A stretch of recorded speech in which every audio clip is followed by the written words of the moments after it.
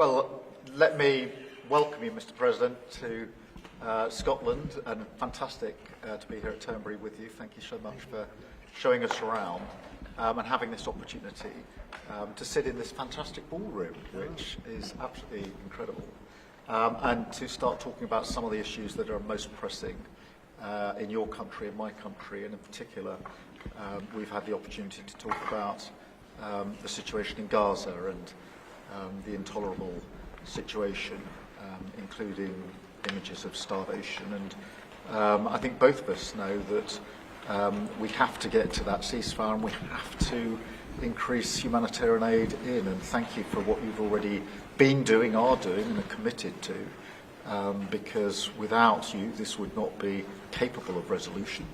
And I think that if we can work not just on the pressing issues of the ceasefire, but also on this issue of getting humanitarian aid in at volume, at speed, and then we've discussed a plan for what then happens afterwards. I think we can do our very best to alleviate what is an awful situation at the moment. So thank you very much for the discussion we've had so far and the discussion we're about to continue on that really important issue. But it's fantastic to be here. Thank you for your hospitality and to see this amazing golf course. I'll invite you to a football ground at some stage, and we can exchange sports. It's been great being with you, and thank you very much, Mr. Prime Minister. And you've done a fantastic job with regard to the trade deal. You know, they wanted a trade deal here for years, many years, through many different terms of different people, and you got it done. So I want to congratulate you on that, and it's a great deal for both. It brings unity. We didn't need unity, but it brings us even closer together. I think it's good for both parties. We also discussed, obviously, Gaza, and I think before we get to phase 2, which is, you know, what's going to happen afterwards, we want to get the children fed. We made a contribution a week ago of $60 million, all going into food. We only hope the food goes to the people that need it, because so much, as you know, when you do something there, it gets taken by Hamas or somebody, but it gets taken. But and we're prepared to help. You know, we want to help. It's a terrible situation. The whole thing is terrible. It's been bad for many years, but it's great to hear you feel the same way that I do. We have to help on a humanitarian basis before we do anything. We have to get the kids fed. So we've been sending in a lot of food. A lot of the food that's been going there has been sent by the United States. I spoke yesterday with the president of the European Union, Ursula, who was terrific also on the subject, and she's going to play a big role also in helping us. So we have a good group of countries that are going to help with the humanitarian needs, which is food, sanitation, and some other things. It's very difficult to deal with Hamas, as I said. You know, we got a tremendous amount of hostages out, but it would take place in drips and drabs. You'd get 10, you get 5, you get 2, you'd get 10, 12. We get 12 one time. Many of them would come to the White House, and they were so thankful. But I always said, when you get down to the final 10 or 20, you're not going to be able to make a deal with these people, because they use them as a shield. And when they give them up, they no longer have a shield. And the people of Israel feel so strongly about the hostages. Some people would take a different view, but they feel so strongly about the hostages. So that's an ongoing process. Hamas has become very difficult to deal with in the last couple of days, because they don't want to give up these last 20, because they think as long as we have them, they have protection. But I don't think it can work that way. So I'm speaking to Bibi Netanyahu, and we are coming up with various plans. We're going to say it's a very difficult situation. If they didn't have the hostages, things would go very quickly. But they do, and we know where they have them in some cases, and you don't want to go riding roughshod over that area, because that means those hostages will be killed. Now, there are some people that would say, well, that's the price you pay, but we don't like to say that. We don't want to say that. And I don't think the people of Israel want to say that either, which is pretty amazing. A lot of people would say, just get it done and whatever it is. You could also say speed might be better for the hostages. You go through, with speed, you may have a better chance because they're in deep trouble. They're in deep trouble. You saw October 7th, and you saw what the damage and the horror that they committed. People can't forget that. They tend to forget it, but they can't forget. That was one of the most evil things I've ever seen. And you just cannot forget that. So we're very much involved. The Prime Minister's involved. I'm involved. And I think I can speak. We just signed a very big trade deal, the biggest of them all yesterday, right? And the European Union is very much involved in wanting to help with the Palestinians in terms of getting people fed. But the area of Gaza, another way of defining it is the area of Gaza. It's a very troubled place, and it has been for many, many years. It has been for many decades. So it's not like this just happened. This has been going on for a long period of time. So that's it. Our hearts are in the right place. We have some good news because the recent war that you just saw, they just announced, I see, the newest of the 5, now this would be 6 that we've stopped. I've stopped 6 wars in the last, I'm averaging about a war a month, but the last 3 were very close together. India and Pakistan and a lot of them. Congo was just, and Rwanda was just done. But you probably know, I won't go into it very much because I don't know the final numbers yet. I don't know.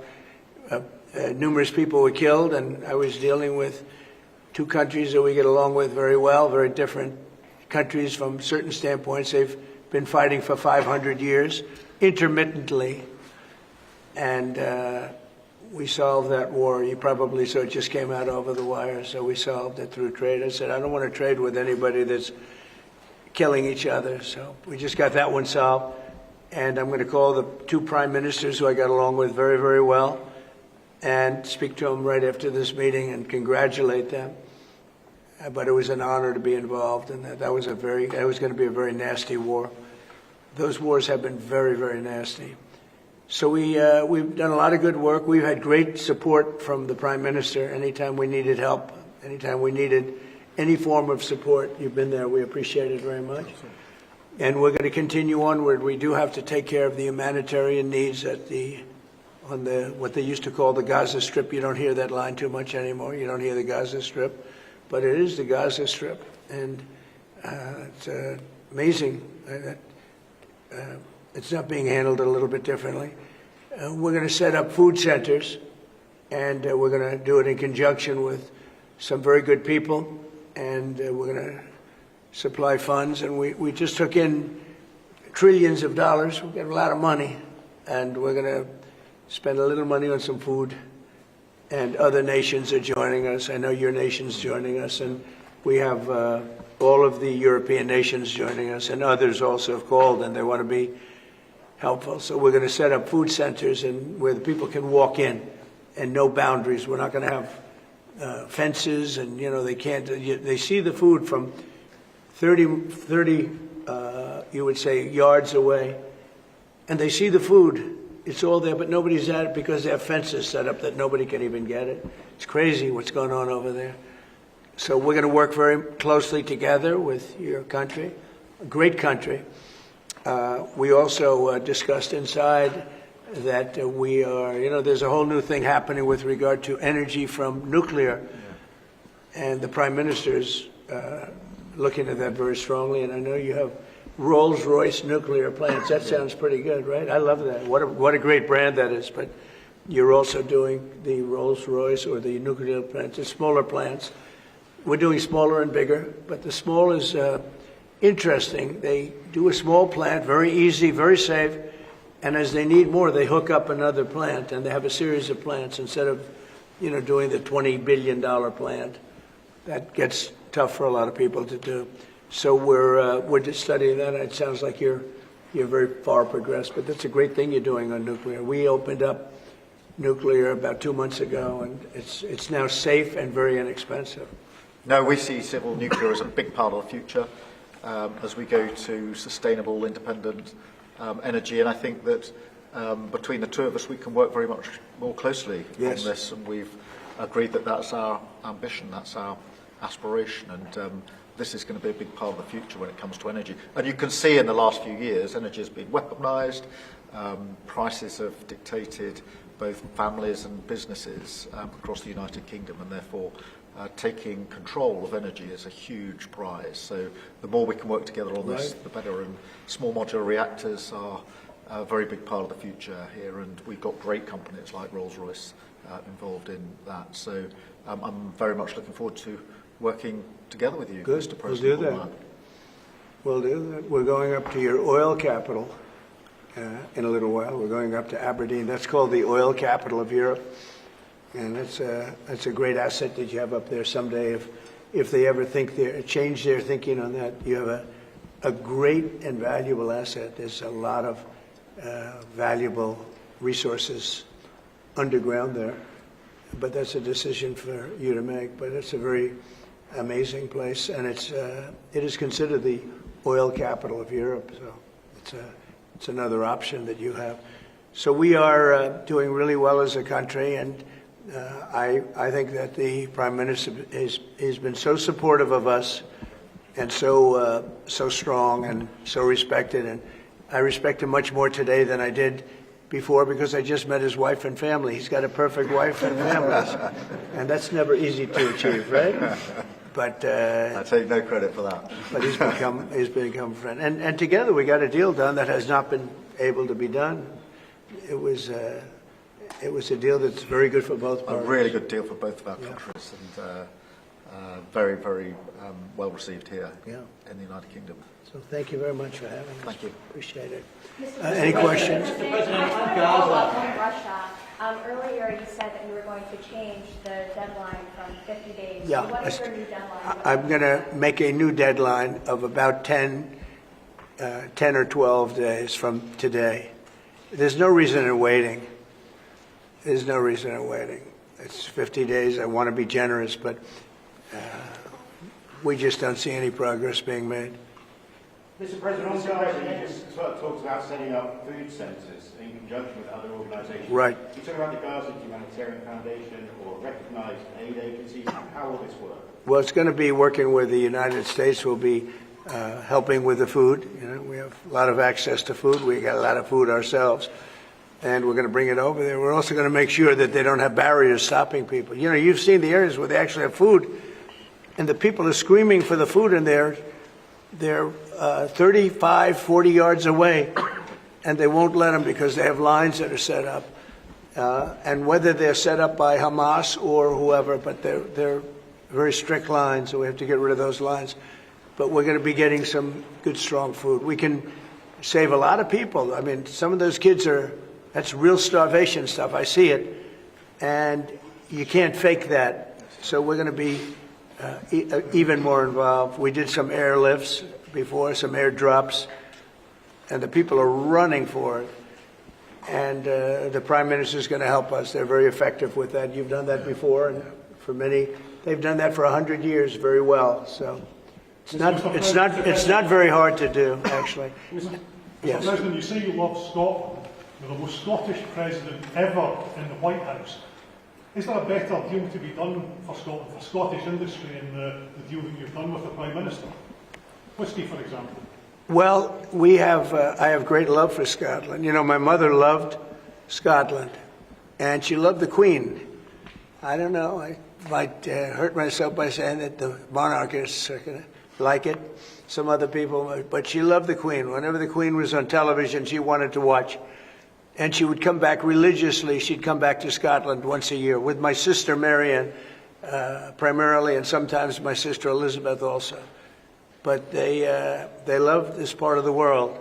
And, you know, we're talking about the Isle of Lewis. We're talking about serious Scotland.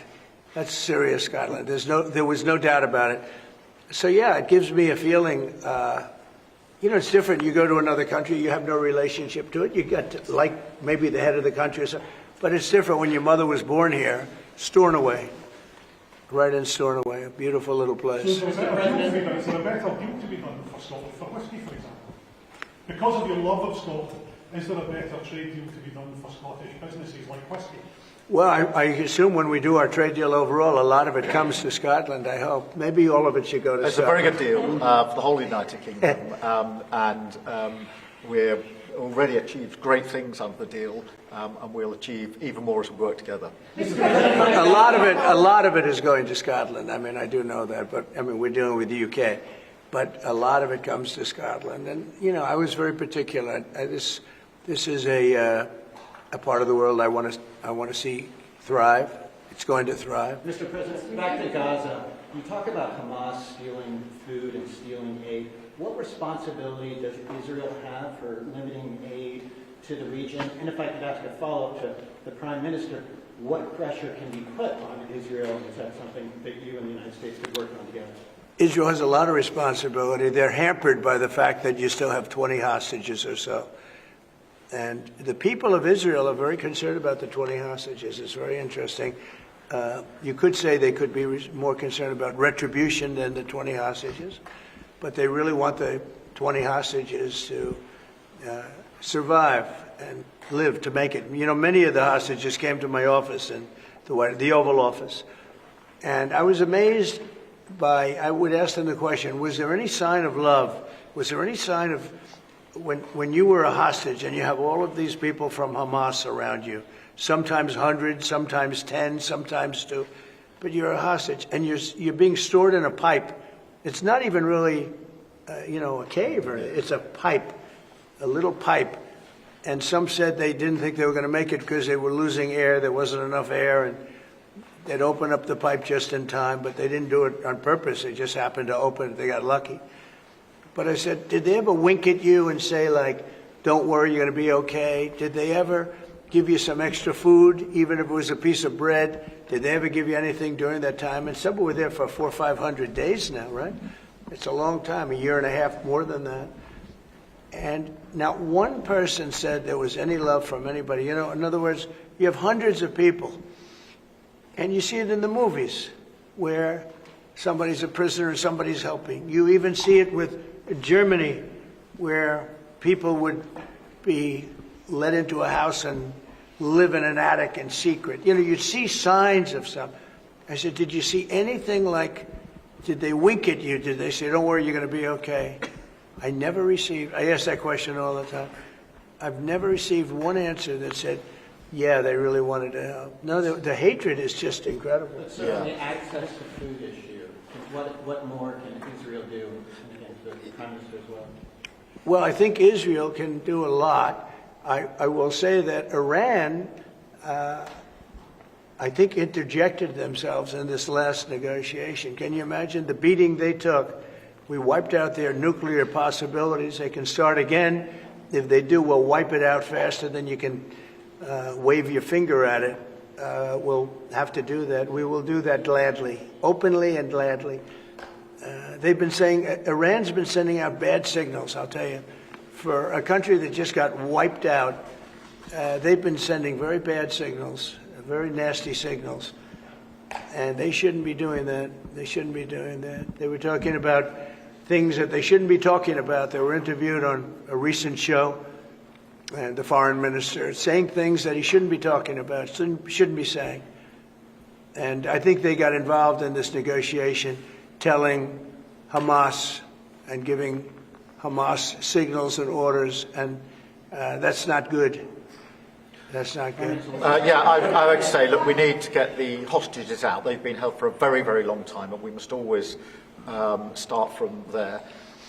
But also recognise the situation on the ground in Gaza is absolutely intolerable, and I think that certainly speaking for the British public and myself, seeing those images of starving children in particular are revolting. And there's a sense of revulsion in the British public at what they're seeing. And they know, and we know, that humanitarian aid needs to get in at speed, at volume. Yes, some can be airdropped, and we're working with others, with the US, with Jordan, on that. But the trucks need to get in, because that's the only way you can get the volume in. And we do thank the President for the work he's done to try to get to a ceasefire, which we desperately need, but also to put aid in to the region. There needs to be much more of that. We need to galvanise other countries in support of getting that aid in. And yes, that does involve putting pressure on Israel, because this is a humanitarian catastrophe now. We also need to look beyond that situation to what then happens in the event of a ceasefire, which is desperately needed. And that's why I'm really pleased that we're having a discussion about what a peace plan would look like after that, the component parts of that.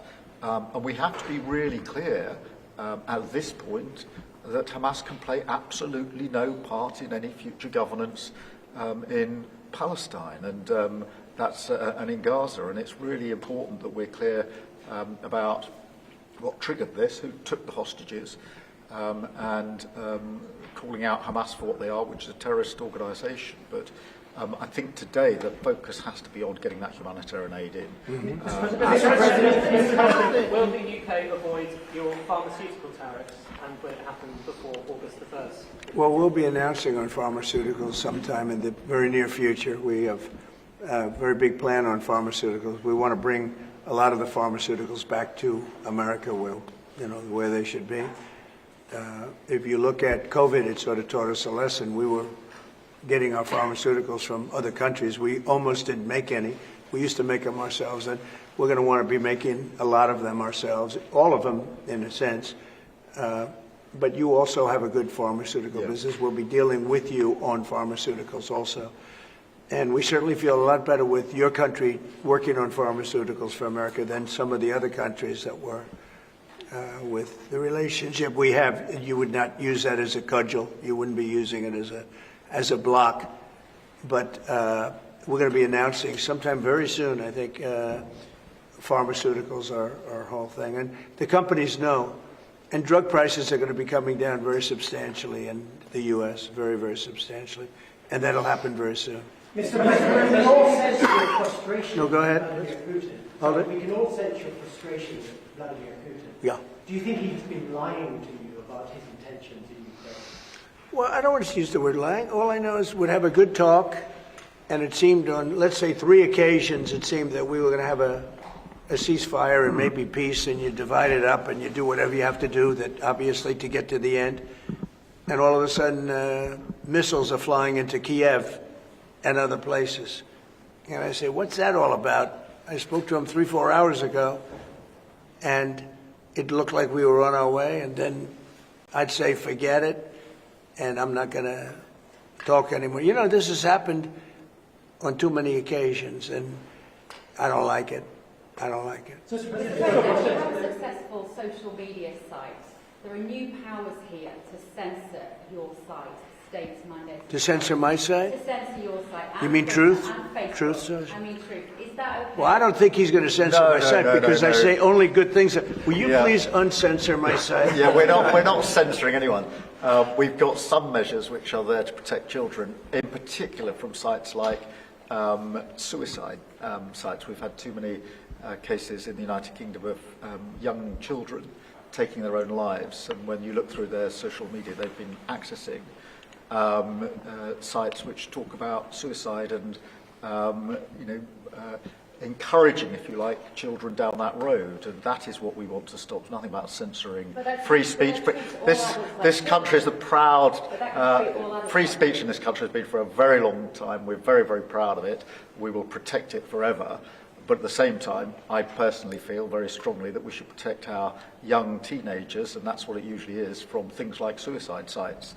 I don't see that as a free speech issue. I see that as a child protection issue. We actually passed a bill in Congress, headed up by my wife, actually, which was to pull bad stuff out having to do with children, because it is a problem. But I cannot imagine him censoring Truth Social. That's more of a very political, and it's been a very big success. Not going to happen. And I only say good things about him and his country, so if they censor me, you're making a mistake. I'm going to give my ambassador the job, make sure it's not censored. It's not happening. I had not heard that. You're a big investor in this area, Mr. President. Say it? You're a big investor in this area of Scotland. To put it mildly. Like this ballroom that we built from scratch. Do you worry, though, about the risk of increased taxes here? Will that stop investing? And do you have a message last night on the soccer to the English Lionesses who won the European trophy? So I think that I have a theory that low taxes bring growth. We just passed a big tax cut bill, the biggest bill in the history of our country, actually. And one big beautiful bill. I used to call it the great one big beautiful. We took the word great out, but it's actually called the one big beautiful bill. It's essentially a very large tax cut bill for everybody. And our country's pretty soon, I think I can say it right now, our country has never done better. We had a country that was dead. It was dead 6 months ago, a year ago. Leaders from NATO, we had a very successful meeting at NATO. Your prime minister was there. It was an unbelievable love fest with all of those countries. And they agreed to go 5% and all the things. Very smart to do. But many of the leaders said, essentially, they said, your country was dead 1 year ago. 1 year ago, we had a dead, and we did. We had a dead country. We had a president who didn't know where the hell he was. We had horrible, horrible people running our country. I think they were sick people, actually, sick. You talk about censorship, those are big censors. That's all they did was censor, and they didn't know what to do. And they had high taxes. They wanted more tax, total censorship, transgender for everybody, men playing in women's sports, everything bad they wanted, and they still do. That's what they still do. That's why they're down at 15% or something, I saw it today, the lowest that the other part of the Democrats have ever been. But no, I find that when you lower taxes, you get growth. I will say this, and the Prime Minister hasn't been here very long, in all fairness. I think he'll be a tax cutter. But I find that as we cut taxes, we did more business. In my first tax bill, we cut taxes from 39% down to 22%. And we ended up at the end of the first year, when it was still a little raw, we ended up taking in much more revenue than we did at 39%. It was pretty amazing. And we're taking in a lot of revenue right now. And this was an additional tax cut. So I find, for whatever it's worth, tax cuts are very good. Mr. President, you moved up the deadline. It's now 10 or 12 days. Is the sanction the same that you're going to slap a 100% tariff on anybody who does business with Russia? So what I'm doing is we're going to do secondary sanctions unless we make a deal, and we might make a deal. I don't know. You don't know. It's we've done so many peace deals. This is the one I started out with, and I know President Putin called me. He wanted to know if I could help him with Iran. I said, no, I don't need your help with Iran. I need your help with Russia. And so that's the one deal that continues to linger. And we're losing 5,000. They're losing. I'm not losing. You're not losing. But 5,000 Russian and Ukrainian kids a week are dying. And that's not mentioning the people that are dying also in towns where, he's lobbing missiles into certain towns like Kiev. And he's got to make a deal. It's too many people are dying. It's a really bloody war. And the 5 is now, they're really telling me that number is obsolete. It's like 7. That's terrible. So you have 7,000 Russian and Ukrainian soldiers dying every single week for no reason whatsoever. So you would think, based on common sense, you would think he'd want to make a deal. We'll find out. No communication with Mr. President publicly. Have you had any other through any channels conversations with the Russians reiterating this? In what? Reiterating this new pressure and deadline. We're going to have you're the press. I'm reiterating it to you. I'd say 10 to 12 days. I'll announce it probably tonight or tomorrow. But there's no reason to wait. If you know what the answer is going to be, why wait? And it would be sanctions and maybe tariffs, secondary tariffs. You know what a secondary tariff is. And look, the Russian economy, I don't want to do that to Russia. I love the Russian people. They're great people. I don't want to do that to Russia. But this thing, they're losing a lot of Russians. They've lost 1 million Russians. And that's the, sons. That's the sons and daughters of Russian families. They leave the house. They go, bye, Mom, bye, Dad, and then they get blown away. And Ukrainian, too. Look at Ukraine. It's a disaster what's happened there. But it continues to go on. As you know, we made a deal where the European Union is essentially involved, but it's NATO, and we're was supplying weapons to NATO. NATO's now paying because the United States, because of Biden's in for $350 billion, the European nations are in for about $100 billion. Should be the opposite way, by the way, because we have a big ocean in between. Should be the opposite way. But I think that eventually something's going to happen. It should happen fast. So many people are dying. You know, when I settled out with Congo and Rwanda, they lost almost 8 million people. And it just made so much sense. And if I didn't get involved, they wouldn't have done it. They weren't even thinking about settling it. It was just going on forever. And nobody could go into those territories because they'd get killed. They'd get killed. And now they have I hear it's a whole different ballgame. We settled it. This is one that should be settled. Russia, Ukraine. This is one that really should be settled. Mr. President, Scotland's First Minister has today set out his plans for a second referendum on Scottish independence. Can I get your reaction to that as someone with deep ties to Scotland? Mr. Prime Minister, can I also get your thoughts on that? If the SNP do win a majority in next year's election, then they have the right to hold the referendum. Well, I don't want to get involved in your politics. We got enough politics of our own. I will say that I predicted what was going to happen the last time. You remember? I was opening the first course over at Aberdeen, and I was over here, and at the same time, and they asked me that question. I made a prediction. It was the day before the vote, and I made it correct. I like to be correct, but I made a correct prediction.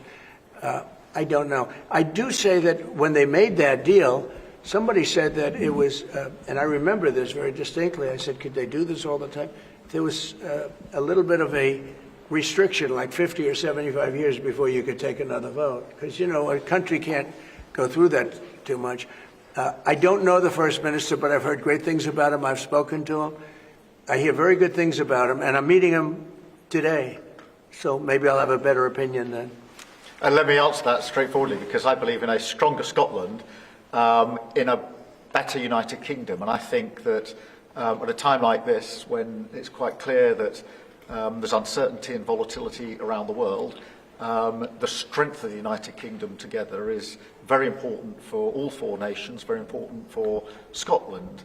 And that should be our priority, that should be our focus, not on the politics, which feels like the politics of yesteryear now, at a time like this. And I think that the First Minister should probably focus more on his delivery in Scotland than on his constitutional issues, and we might have a better health service in Scotland. But at a time like this, I think the United Kingdom is always stronger as four nations. I think that's better for all four nations. I think that's how Scotland is stronger. Look at the deal that we've been able to do with the United States, a really important deal that we made just months ago. That is what the United Kingdom can do when we act as a powerful set of four nations together, and there are very many other examples. Mr. President, you toured the Federal Reserve last week, and I you're did. set to meet this week. Do you think your visit has inspired a potential rate cut, or how do you see things shaping out this week? Well, it's interesting. I did tour it. I toured the building. Yes. And if you looked at this building, if you came here like 14, 15 years ago, we've had it a long time. It's been an honor to have Turnberry. But I was on much more opulent walls, ceilings, floors. We had to do this. And we did a very great job. I mean, you see how beautiful it is inside. Everything was saved. Everything was preserved. We had ceilings that were in bad shape. They were falling down. You know, it's very old. Wasn't properly maintained. Now it's brand new and beautiful. And we saved everything. If you really think here, you took a look and you were sort of commenting the coloring. Now, this is a brand new building.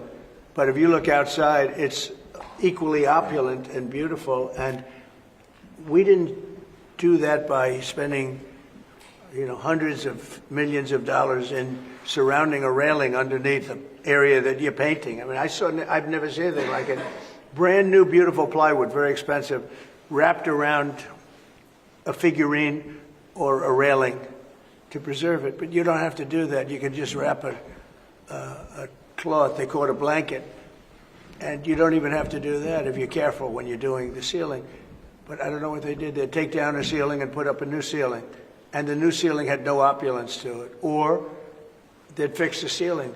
But I would say that all I need is a good plaster and a can of paint. And, you know, they spent $3.9 billion. And I spent a lot of money too, but it's I'd say 3.8 billion less, you know, meaning I spent probably $100 million making this place incredible. And you were saying a lot of that was local trades. I used local We were trades. looking at the windows, I think, in the next room. I had local trades do a lot of this. We have the most opulent windows next door, and I had a choice. Do I take them out? And, you know, they've suffered through 125 years of storms. You have very big storms in this area. When you have a storm, you have a storm. We do it properly. And they made it, barely, but they were in bad shape. So I had some local people come up, and we looked at them. You have some great craftsmen here, I think is what you're getting at. And they said, sir, honestly, they've had it. We can copy it and do it much better. And they did. If you take a look at the windows in the various dining rooms, they're magnificent. And they're new, and they're much better looking than what was there. Same exact look, other than a much higher quality. But do you foresee a rate? And they're local people. I used a lot of your local people. You have really great local tradesmen here, yes? But do you foresee a rate cut this week? Do you expect A rate cut? Yeah, do you Meaning expect a tax cut? No. Do you expect the Fed to cut rates this Oh, I think he has to. You had 11 cuts, you know? In Europe, they had 11 cuts. In other places, they had 10 or 11 cuts. And we had none, but I'm not going to say anything bad. You know, we're doing so well, even without the rate cut. With the rate cut, it would be better. It affects our housing a little bit. Look, we should be 3 points lower. Each point is $360 billion. Can you imagine that? That's big numbers. Each point, 1 point of cut, is the equivalent of $360 billion in savings. That's big stuff, you know. Those are big numbers in the U.S. Everything's big. He should cut. A smart person would cut. You know, he leaves very soon, so it's like one of those things. But I'll miss him greatly. I'll miss him. On Turnberry, if I may, have you or will you enlist the Prime Minister in your effort to bring the open back to Turnberry? And Prime Minister, you described this beautiful course. Do you agree with the President that it's time to bring the open back to Turnberry? Well, as you know, that's not a matter directly for me. That's for the sporting authorities. But look, I mean, it is first time I've been here. It's absolutely magnificent, both inside and out, and looking at the courses itself and the building. It's incredible. But the decision on the Open is not a decision for me, as you'll understand. I should just pick up on the earlier question, because I, for one, will say congratulations to the Lionesses. Last night, our women's football team won the Euros, defended the Euros, I should say, It's a big story. which was a really big success, and the mental and physical resilience that they showed was quite incredible. So It's a big deal. there's a lot of bunting out today and tomorrow to celebrate them bringing that cup home. Did you get the chance to do any planning for the upcoming state visit, and how's that going to work? Where would you stay, and anything about this? Well, I'm looking forward to it. It's never been done before, twice. We had our original at Buckingham Palace, and now I guess we're going to Windsor. Yeah. And it's never been done, and I'm a big fan of King Charles. I've known him for quite a while. He's a great guy, a great person.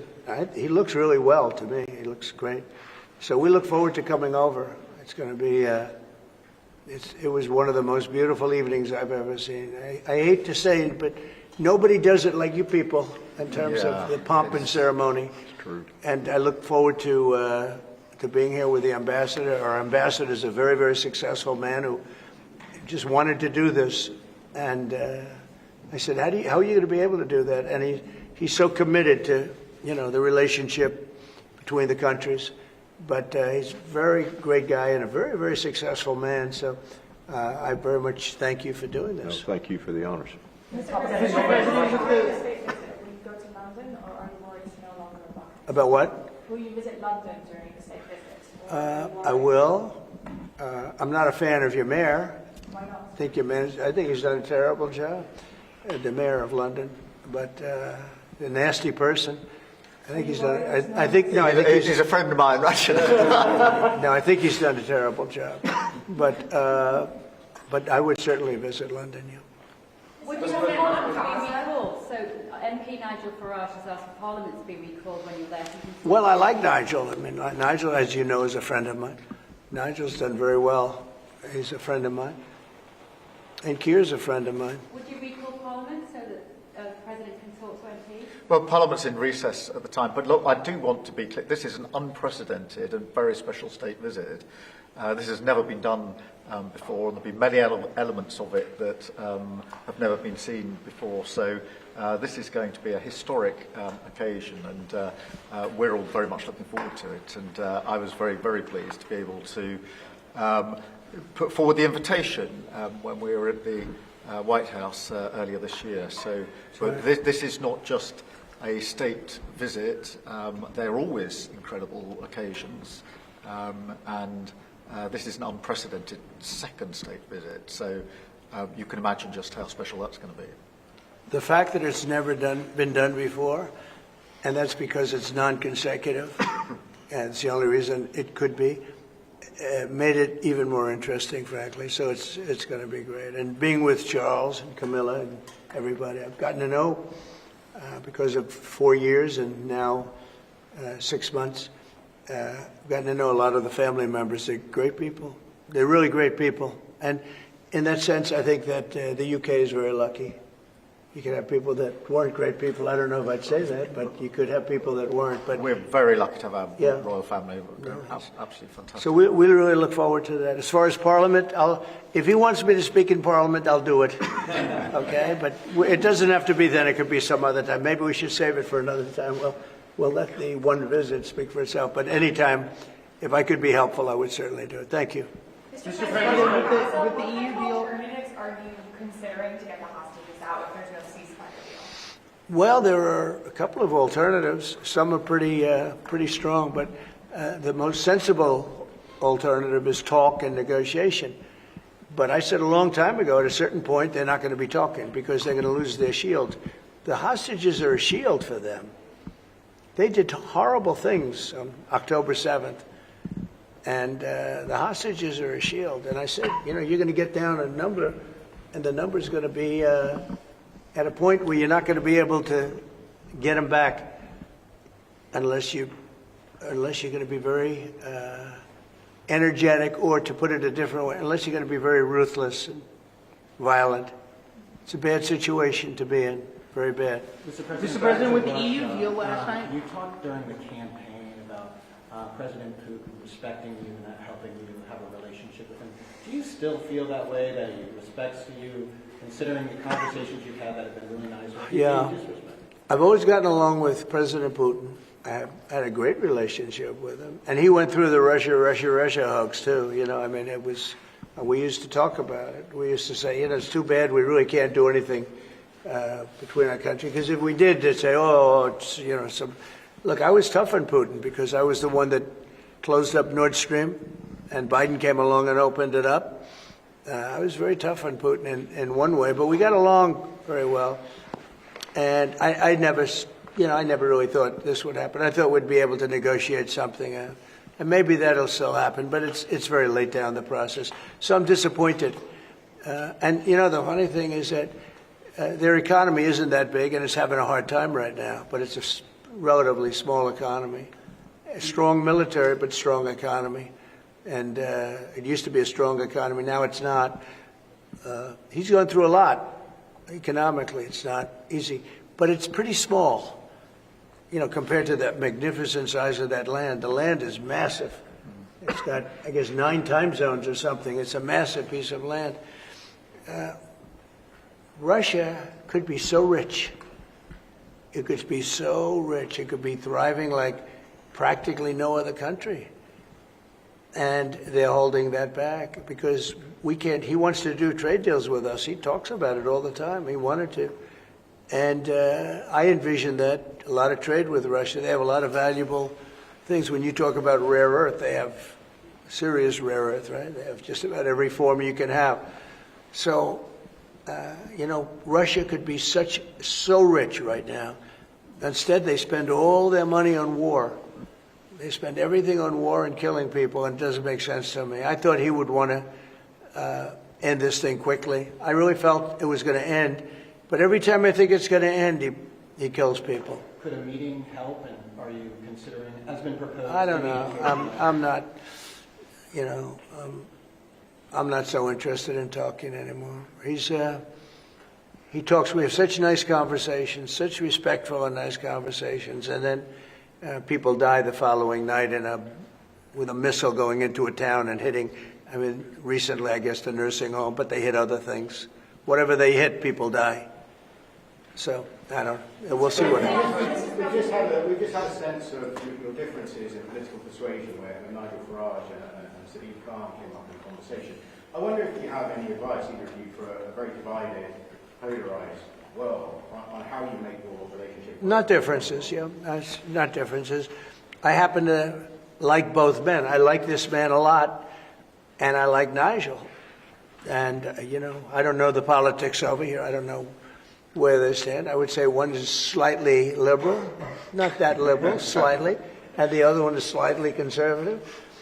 But they're both good men. Mr. President. Well, no, we like each other, we respect each other, we get on, and we've both got a great love of our countries, of our families, and therefore there's a huge amount that we have already achieved, actually, together, and will achieve as we go forward, leading our respective countries, and of course the relationship between our countries. Donald, we were talking about this morning, that whether it's defence, security, intelligence sharing, it's a close, historic relationship. We have fought together in the past. We've always stood together. And I, for one, am very pleased that we've got such a good personal relationship between us.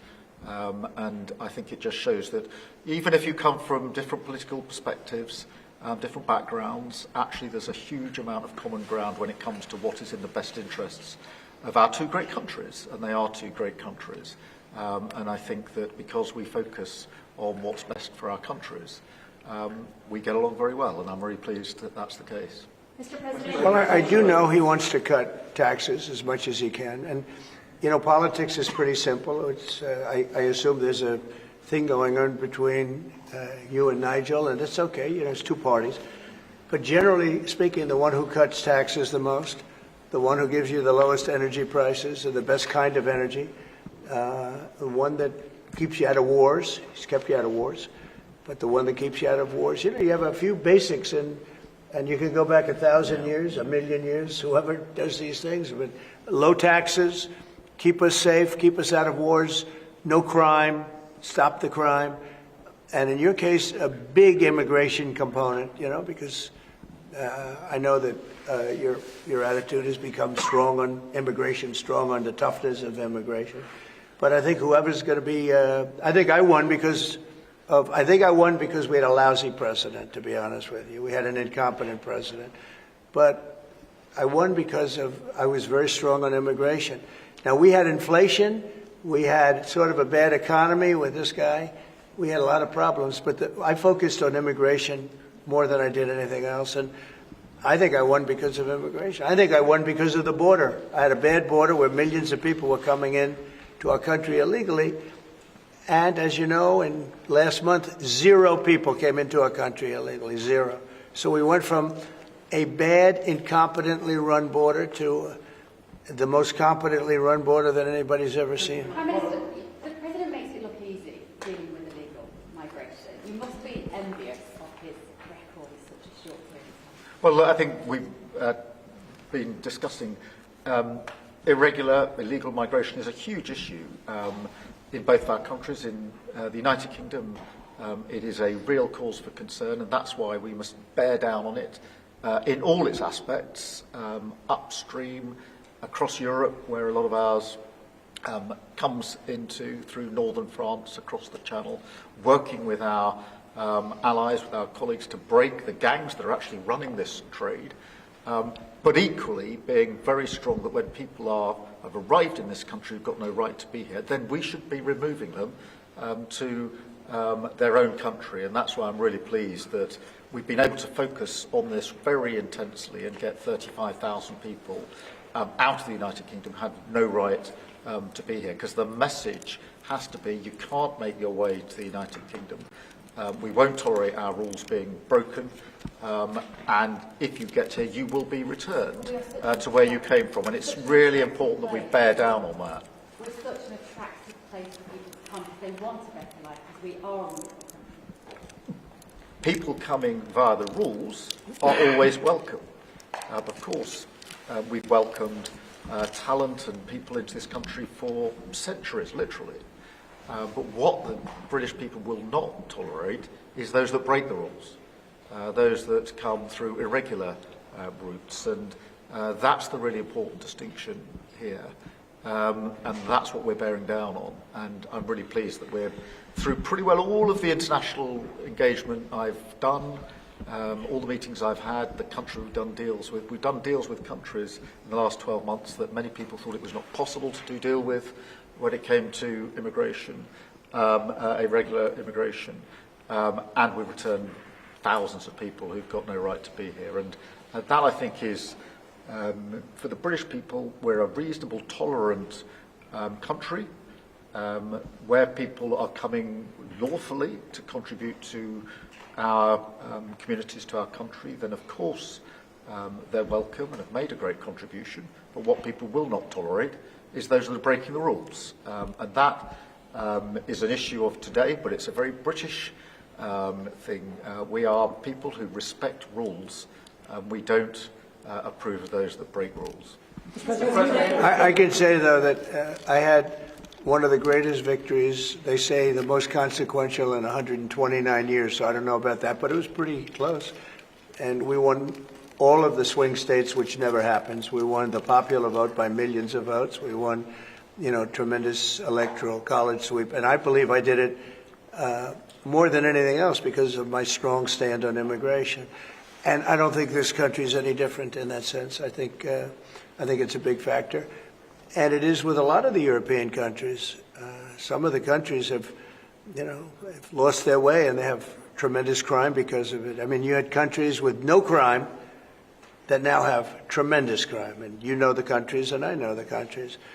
And so I think it's a huge factor in any election, not just this election, but in any election. I think the one that's toughest and most competent on immigration is going to win the election.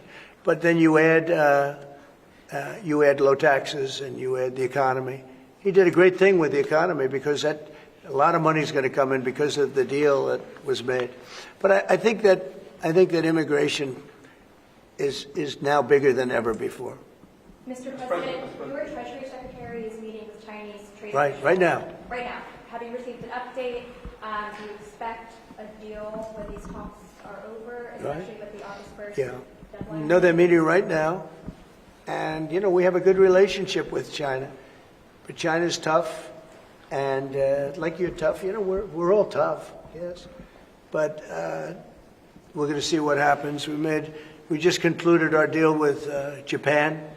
It was very good for everybody. We're making, great deals. We're making deals that are good for us, but we want them to be good for everybody. It's important. It's sometimes I'll do something that I shouldn't do because it's not very important for our country, but it's very meaningful for the country on the other side. And I'll let them have that point because it's very important for them.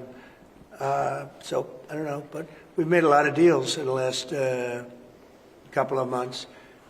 And then ultimately, as you might as well know, we're going to just, because we have, you have 200 countries, more, but people don't know that. You got a lot of countries. And I wouldn't want to sit down with 200 people and have to deal the way he was calling me all the time. We want this, we got to have that. These are tough negotiators. These are, look, they're smart people, they're tough negotiators. They know what they want. And, but we're going to be setting a tariff for essentially the rest of the world. And that's what they're going to pay if they want to do business in the United States. Because you can't sit down and make 200 deals. But we've made the big ones. We just finished Indonesia. They opened up their country. We just finished Japan. They opened up their country. You know, Japan opened up the country. They were totally closed. They opened up to our cars, even to rice. Rice was a big deal. They would never take anybody else's rice. They're taking rice. But they opened up their country. Philippines, we just finished. They opened up their country. They were very closed. I'd love to see China open up their country. So we're dealing with China right now, as we speak. Yeah, we're dealing with China right now. The deal you've got with the UK is better than one with the European Union. Is that because you think Brexit was a good idea for this country? No, look, you know, we have a very special relationship with this country. Like, you know, my mother was born here. And not only born here, loved it. She'd come back, I tell you, religiously every year. And she'd go up to Stornoway and see her relatives. But she loved the country. Yeah, that probably has, it always has an impact. Always has an impact. But, you know, Germany has a new leader, and I think he's terrific. I think you like him too. Yeah, I think he's terrific. My father was born in Germany. Or his Germany was, his parents were just out. But so you know, you have a lot of feeling for this part of the world. I do. I want to see this part of the world do well. Germany, Scotland, UK. I want this part of the world to do well. All of the nations. You know, you do feel a certain. You have a feeling, a warm feeling toward a part when your parents are born essentially here, and I think maybe it's slightly different. Maybe it's not. I don't know, but maybe it's slightly different. Mr. President, can you completely rule out a pardon for Ghislaine Maxwell when you landed? Is that something you would ever consider, and why? Pardon for who? For Ghislaine Maxwell. Well, I'm allowed to give her a pardon, but you are. Nobody's approached me with it. Nobody's asked me about it.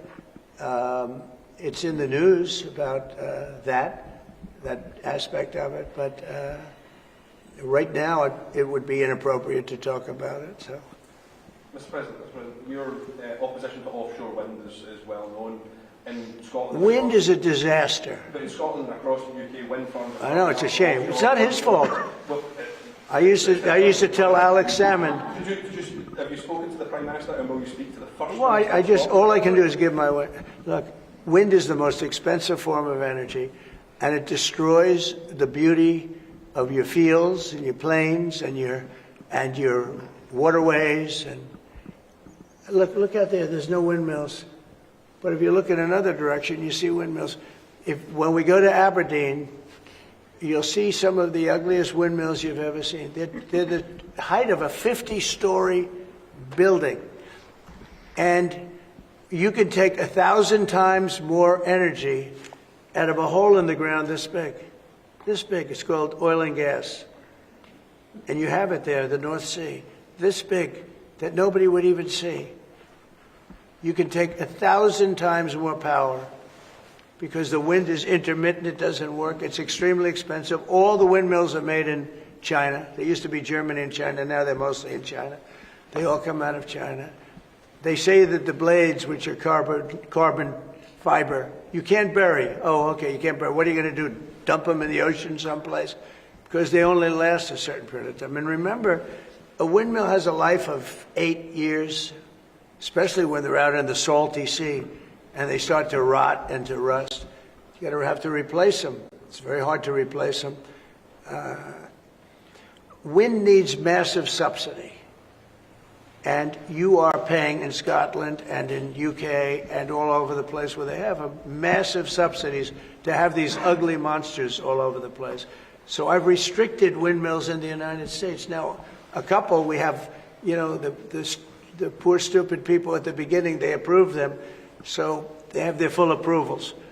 But I've restricted windmills in the United States because they also kill all your birds. You know, they wipe out. You know, it's interesting. If you shoot a bald eagle in the United States, they put you in jail for 5 years. And yet windmills knock out hundreds of them. They don't do anything. You've explained that. So it's a very expensive energy. It's a very ugly energy. and we won't allow it in the United States. So we believe in a mix, and obviously oil and gas is going to be with us for a very long time, and that'll be part of the mix. But also wind, solar, increasingly nuclear, which is what we've been discussing this morning, civil nuclear as we go forward. The most important thing for the United Kingdom is that we have control of our energy, and we have energy independence and security, because at the moment, whatever the attributes and facilities in the North Sea, that is sold onto the international market. We buy it back off the international market. That was a historic mistake in my view. But what we need is a mix so that we get the energy security that we need for the future, and that's the focus of everything that we're doing.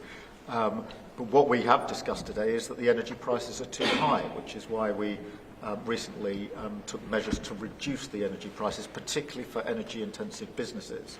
But in the long run, the only way to reduce your energy prices is to take control of your energy, and that's what we're doing, taking control of our energy. Mr. President, our King Charles, who you're a great friend of, is a big fan of eco-projects, windmills, as you call them. Is he wrong? So King Charles is an environmentalist, I will tell you. And I say that in a positive way, not a negative way. And every time I've met with him, he talked about the environment, how important it is. And I'm all for it. I think that's great. You know, King Charles, more than anything else, loves the country. But I got to know him very well. He truly is an environmentalist. He wants clean air, clean water, you know, all of the things that we all want. Mr. President, you have said that you have not been briefed on the Epstein files, or your name has not appeared in the Epstein files. But doesn't the AG have to tell you if your name is... Well, I haven't been overly interested in it. You know, it's a hoax that's been built up way beyond proportion. I can say this, those files were run by the worst scum on earth. They were run by Comey, they were run by Garland, they were run by Biden and all of the people that actually ran the government, including the auto pen. Those files were run for 4 years by those people. If they had anything, I assume they would have released it. The whole thing is a hoax. They ran the files. I was running against somebody that ran the files. If they had something, they would have released. Now, they can easily put something in the files that's a phony. Like, as an example, Christopher Steele, a person you know well, happens to be from your country. But Christopher Steele, as an example, wrote a book, a dossier. We call it the fake news dossier. And the whole thing was a fake. The whole thing was a fake. They could put things in the file that are fake. But those files were run by bad, sick people. If they had anything, why didn't they use it when I was killing Joe and then he gave out because he was 25 points down? And then I got somebody new. Nobody even knew anything about it. She was a horrible vice president. She was a border czar, but she never went to the border. She never once called a border patrol agent to find out how we're done. But she was the border czar. Her name was Kamala. Nobody knows her last name. It was Harris. But nobody knew her last name. So I ended up, how would you like to end up in a race where you're killing somebody, you're beating him, and then they say, all right, we'll take him out. He's not working. Let's put somebody else. And then she had a 6-week honeymoon. It was amazing. They predicted she would have a 6-week honeymoon, and she did. And then she got slaughtered. But think of it. Those files were run by these people. They were run by my enemy. If there was anything in there, they would have used them for the election. Yeah. Do you think that drawing, I think I heard you say something the other day, that the drawing that was the subject of the Wall Street Journal report. I don't do drawings. I'm not a drawing person. Do you think it was fraudulent? I don't do drawings. Sometimes people say, would you draw a building? And I'll draw 4 lines and a little roof, you know, for charity stuff. But I'm not a drawing person. I don't do drawings of women, that I can tell you. They say there's a drawing of a woman, and I don't do drawings of women. And also, you know, Epstein was always a very controversial guy. I was at a very high position, you know, pretty much all my life. In all fairness, I've been doing this for a long time. I had the top show on television. I had the #1 bestsellers. I had everything, right? And I was a very successful business guy. He was a very controversial. Who would do a controversial drawing? Now, with that being said, they say there were many letters done by many people. And in many big people, big successful people. But I just don't. When you talk about files, I just keep going back, and other people too. Even the enemy says this thing is not correct, because if we had it, we would have used it on the guy. It's a bad issue. They say it's a good issue for Trump. Do you know that my poll numbers are up 4.5 points since this ridiculous Epstein stuff? My poll numbers have gone up 4.5 points because people don't buy it. Okay, people don't buy it. And he's gone, and we want to focus on trade deals. I want to focus on the deal we just made with the European Union, which is the biggest trade deal in history. It's the biggest deal, I think, in history, not just trade deal. So if they would have had something, they would have used it. And people keep writing stories about the time you threw him out of Mar-a-Lago. Can you settle that? What was it about? What caused the breach with him? That's such old history. Very easy to explain, but I don't want to waste your time by explaining it. But for years, I wouldn't talk to Jeffrey Epstein. I wouldn't talk because he did something that was inappropriate. He hired help. And I said, don't ever do that again. He stole people that worked for me. I said, don't ever do that again. He did it again. And I threw him out of the place, persona non grata. I threw him out, and that was it. I'm glad I did, if you want to know the truth. And by the way, I never went to the island, and Bill Clinton went there supposedly 28 times. I never went to the island, but Larry Summers, I hear, went there. He was the head of Harvard. And many other people that are very big people. Nobody ever talks about them.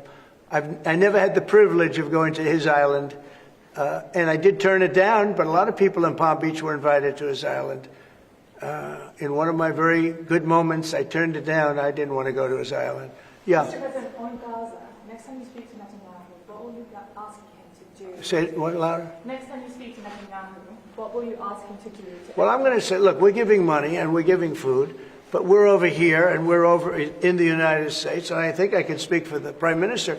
We're giving money and things. He's got to sort of like run it. What should he do? Well, I want them to make sure they get the food. I want to make sure they get the food, every ounce of food. I think you want to say absolutely. It's an absolute point. because that food isn't being delivered, Mr. President, or at least all of it.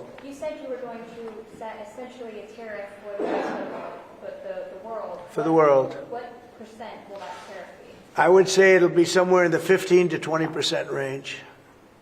So maybe 15 or 20 or? No, I said, I sort of know, but I just want to be nice. I would say in the range of 15 to 20%. Could you just also think about to UK steel? Probably one of those two numbers. It's not, but UK and steel aluminum makers here are worried about the tariffs. Will you do anything to help them here? Aluminum? And steel. You're a pretty big aluminum maker. Right? Yeah, that's already covered in the deal that we've agreed. So we're just doing the implementation of that. But Mr. President, when will that come down from 25% to 0? You mean on the overall, on the world? On steel and aluminum from Britain, it's 25. Well, we're going to know pretty soon. We're going to have it pretty soon. Mr. President, You have no idea that these people are tough negotiators, okay? But we're a big buyer of steel. But we're going to make our own steel, and we're going to make our own aluminum for the most part. But we buy a lot of aluminum from right here, and a lot of steel too. Yeah. Who are you with? Who are you with? Because you're asking such a nice question. GB News, back time from GB News. Very good. They're lucky. We have a lot of unhappy farmers in this country at the moment, and I'm sure the Prime Minister won't thank me for raising this. We've had changes to inheritance tax, which mean a lot of farmers feel they're going to lose their farms when they die or they pass away. How important are farms to the country? You mean they're going to lose the farm because of estate taxes? Correct. So what I've done... Pay so much, they're cash poor, but they have great... I know. Well, they're cash poor. They're land rich and cash poor. A lot of people are... I've had that too. Sometimes I'm land rich and cash... Sometimes I'm cash rich and land poor. I like it both ways, but as I get older, I like the more conservative route. So I did something that I don't know if you can do, but it was great. I love our farmers.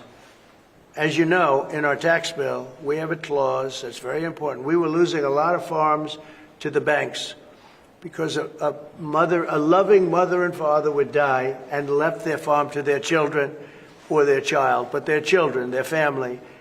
And they loved their family, and they thought they were doing them a favor, but they had a 50% tax to pay So the land would get valued, and at a high number, because some of the farms were valuable, but they didn't, you know, they couldn't quantify it. And they'd go out and borrow money to pay the estate tax, or the death tax, as it's called, and they'd overextend, and they'd lose the farm. And they'd commit suicide in many cases. We're seeing that. No. Our levels are nowhere near 50%. They're not. We've just introduced where it's paid over many years. Works out. Well, that's about good. An extra 2% a year over 10 years. So it's not at those levels by any stretch of the imagination. But the other thing that we've done, as you know, is make sure that we've got a pathway for farmers that actually increases their year-on-year income, which is the most important thing. And in all of the deals that we do, we ensure that our farmers are the central focus for much of it, particularly on the agriculture, including in the US deal, because I don't think we can go on for years saying that it's acceptable for farmers to have a year-on-year income which isn't sufficient. We've got to fix that problem. We can't simply live with that problem, so it's a very different situation. Well, we ended the estate tax. There is no estate tax on farmers. So when a parent leaves their farm, because again, a lot of these farms, they don't make a lot of money, but it's a way of life, and they love their way of life, and they love that dirt. That dirt is the most beautiful thing they've ever seen. They love it. I mean, they're farmers. They love doing it. They don't know how to do anything else, but they don't want to do anything else. I speak to farmers. I say, "Would you like to live in my penthouse in Manhattan? It's always beautiful." "No, sir. I want this farm." Now, what happens is, we were losing a lot of people to suicide. They'd borrow money to pay the estate tax, and they were not able to pay it. And some banks are ruthless; they wouldn't do anything, and they would end up committing suicide. We have totally ended the estate tax in those situations. So there's no estate tax. So when a parent leaves the farm to the kids, they don't have to worry about their local, possibly unfriendly banker coming in and stealing their farm. On back to migration, one of the hot issues in Britain is migrants being housed in hotels and people in the local communities not feeling safe. Is that an appropriate place for housing migrants? I don't like anything about it. They shouldn't be allowed in. Anybody illegally should not be allowed in the country. Thank you all very much. Thank you.